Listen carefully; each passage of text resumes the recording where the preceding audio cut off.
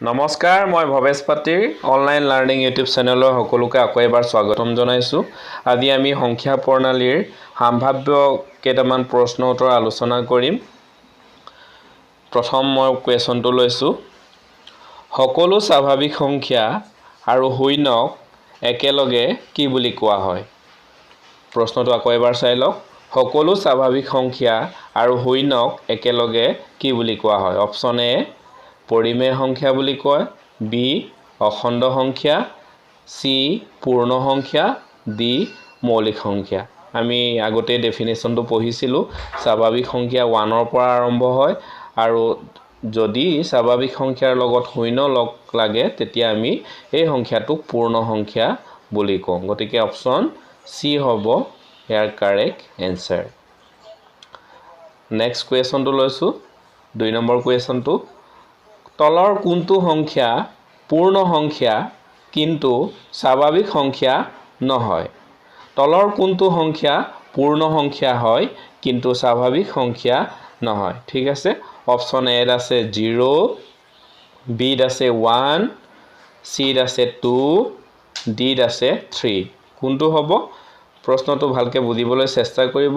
কোনটো সংখ্যা পূৰ্ণ সংখ্যা হয় কিন্তু স্বাভাৱিক সংখ্যা নহয়?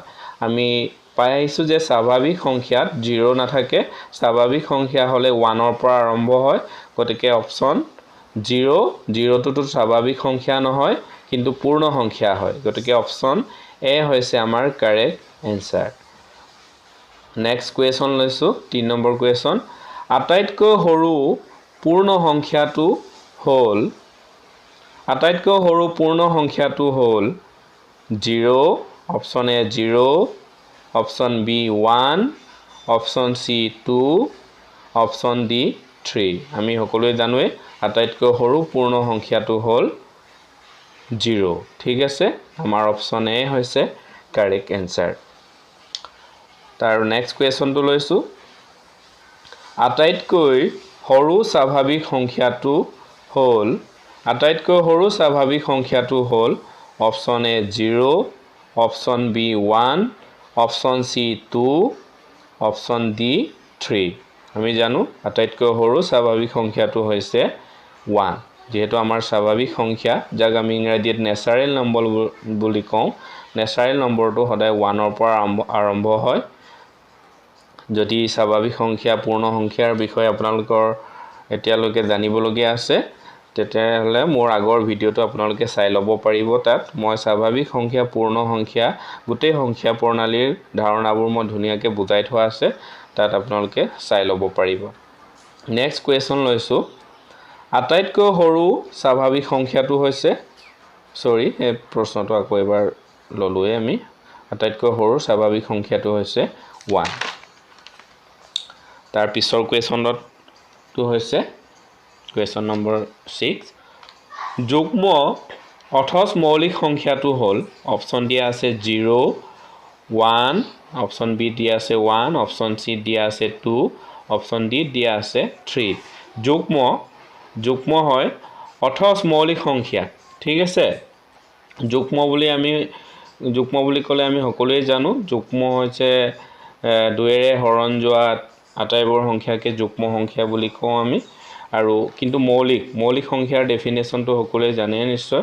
যি সংখ্যাৰ উৎপাদক 1 আৰু সেই সংখ্যাটো নিজেই, তেনে সংখ্যাকে মৌলিক সংখ্যা বুলি কয়। গতিকে ইয়াত আমি যদি চাব যাওঁ এ নম্বৰ অপশ্যনত যদি চাব যাওঁ 0টোতো যুগ্ম সংখ্যা নহয়। আৰু বি নম্বৰটো যদি চাব যাওঁ 1 আছে, 1 যুগ্ম সংখ্যা নহয় কিন্তু মৌলিক সংখ্যা হয়। আৰু চি নম্বৰ অপশ্যনটো যদি চাওঁ 2টো যুগ্ম সংখ্যাও হয় মৌলিক সংখ্যাও হয়। 2টোতো যুগ্ম সংখ্যা 2 × 2 কিন্তু মৌলিক সংখ্যাও হয় যিহেতু 2ৰ উৎপাদক 2 আৰু 1 হয়, 2 × 2। গতিকে যিটো সংখ্যাৰ উৎপাদক 1 আৰু সেই সংখ্যাটো নিজেই, তেনে সংখ্যাক যিহেতু আমি মৌলিক সংখ্যা বুলি কওঁ, গতিকে শুদ্ধ উত্তৰটো হ'ব 2। Option number C correct answer. Next question লৈছোঁ আমি।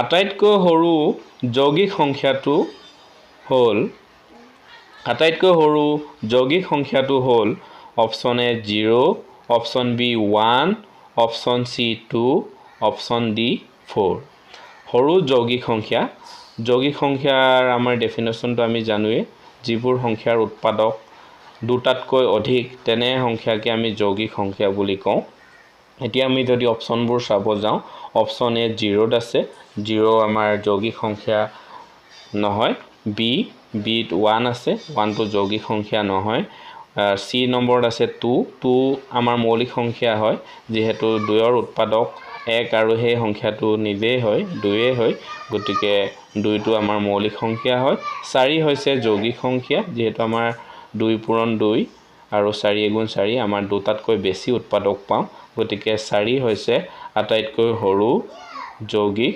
সংখ্যা তাৰ পিছৰ কোৱেশ্যনটো লৈছো স্থানীয় মান আৰু সাংখ্যিক মান একে হোৱা অংকটো হৈছে মই আগতে আলোচনা কৰিছিলো আগৰ ভিডিওতে স্থানীয় মান আৰু সাংখ্যিক মান একে হোৱা অংকটো হৈছে 0 option A correct answer option A হৈছে কাৰেক্ট এনসাৰ তাৰ পিছৰ কোৱেশ্যনটো লৈছো মই নেক্সট কোৱেশ্যনটো হ'ল আটাইতকৈ ডাঙৰ ঋণাত্মক সংখ্যাটো হ'ল আটাইতকৈ ডাঙৰ ঋণাত্মক সংখ্যাটো কি অপশ্যন এ দিয়া আছে 0 option B -1 option C -2 option D -3 আটাইতকৈ ডাঙৰ ঋণাত্মক সংখ্যা বুলি কোৱাৰ লগে লগে আমি সকলোৱে জানিব লাগিব ঋণাত্মক সংখ্যা মানে কি ঋণাত্মক সংখ্যা মানে হৈছে যি সংখ্যাত মাইনাস চিন থাকে বিয়োগ চিন আগত থাকে তেনে সংখ্যাকে আমি ঋণাত্মক সংখ্যা বুলি কওঁ এতিয়া আটাইতকৈ ডাঙৰ ইয়াত যদি চাব যাওঁ এ নম্বৰ অপশ্যনটো 0 আছে 0 টো আমাৰ ঋণাত্মক সংখ্যা নহয় বি নম্বৰ অপশ্যনত যদি চাওঁ আমাৰ -1 আছে সি নম্বৰত -2 আছে ডি নম্বৰত -3 আছে গতিকে ইয়াত যদি আমি চাব যাওঁ -1 হৈছে আটাইতকৈ ডাঙৰ ঋণাত্মক সংখ্যা আমি এইখিনিতে গুৰুত্ব দিব লাগিব যে সংখ্যাৰ আগত যদি মাইনাস চিন থাকে আটাইতকৈ সৰু সংখ্যাটোকে আমি আটাইতকৈ ডাঙৰ সংখ্যা বুলি কওঁ ঠিক আছে যেহেতু আমাৰ সংখ্যা ৰেখা দলত 0 ৰ পৰা যদি আমি লেফট সাইডে যাওঁ তেতিয়া আমাৰ -1 ৰ পৰা আৰম্ভ হয় -1 -2 -3 তেনেকৈ আৰম্ভ হয় গতিকে আটাইতকৈ ডাঙৰ সংখ্যাটো হৈছে -1 তাৰ পিছতে -2 ডাঙৰ হ'ব তাৰ পিছতে -3 -4 তেনেকৈ গৈ থাকিব তাৰ পিছৰ কোৱেশ্যনটো লৈছো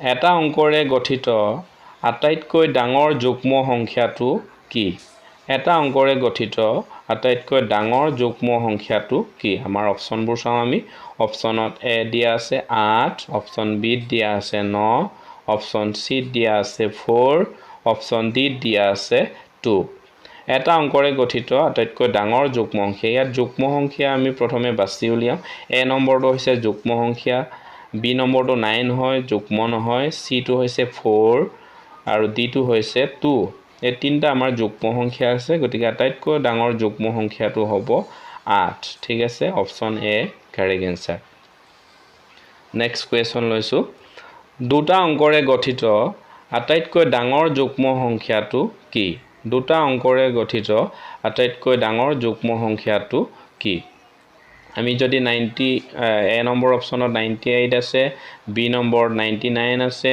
চি নম্বৰত 90 আৰু ডি নম্বৰত আছে 10 ঠিক আছে দুটা অংকৰে গঠিত আটাইতকৈ ডাঙৰ যুগ্ম সংখ্যাটো কি এতিয়া যদি আমি 98 চাব যাওঁ 2 ৰে হৰণ যায়নে আমি হৰণ কৰি চাব লাগিব 2 ৰে 98 ক 2 4 গুণ 8 ইফালে 8 নামিলে 1 নামিলে 2 9 গুণ 18 ঠিক আছে 98 টো আমাৰ যেহেতু 2 ৰে হৰণ গৈছে গতিকে ইয়াত 90 টো আমাৰ 2 ৰে হৰণ নাযায় গতিকে আটাইতকৈ ডাঙৰ সংখ্যা যুগ্ম সংখ্যাটো হ'ব